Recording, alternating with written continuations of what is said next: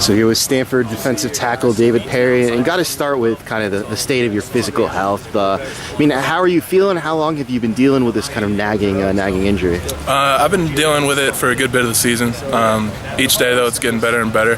Out here getting my work in practice today, and this whole week I've been feeling pretty good. So I think we're definitely moving in the right direction. So can you describe what steps you guys are taking to ensure that your health keeps improving moving forward?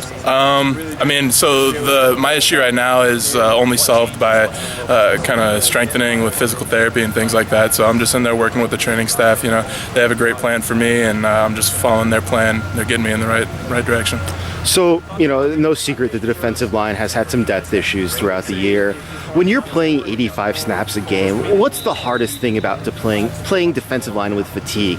Is there one area of that game that really tends to go first when you're tired? I think when everybody starts to get tired, that's when communication kind of starts to suffer. When teams are moving real fast, it's kind of tough to look over and look for the play and then kind of get back to looking at the formation, trying to diagnose things. So as long as we all keep our composure, Coach Turley has us all in pretty good shape, and we get our work in and practice each week, so we're pretty well conditioned. So just keeping our composure is probably the main thing. What is the infusion of Luke Kamatule and Blake Leaders meant to your group? How has that helped you guys?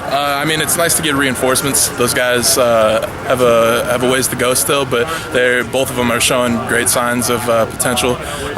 Blake's been contributing to the team all year at outside backer, and now he's helping us out on the D-line. Luke, we've always known that he's had some potential on D-line, and so now it's nice to see him out there kind of doing some work for the D-line. So, playing a team that actually huddles this week, is that something where you look at the schedule, you realize that, and the defensive line throws a party like hallelujah? Yeah, we'll throw some high fives in the meeting room for that, but with the high tempo, we know that coming in each year that all these teams are switching over to that, so we're not nervous. We don't run from that at all. It's just, no doubt, it's nice for us to have a team that huddles. So Storm Woods, a guy just talking to Coach Katulski mentioned, you guys have a lot of respect for him, think he's a really good back. Now, statistically, they're ranked towards the bottom in rushing yards, but what do you see from the rushing offense where it is now? They statistically, you're right, they're pretty low ranked, but watching film, it's Coach Hart's always questioning, why they don't run it more often. They've got a good O-line up front, and their running back's nice as well. You already mentioned they can do both, really. It just seems that they're finding so much success with number 7 and their quarterback right now that they don't need to run it as much. So they definitely have the capabilities still.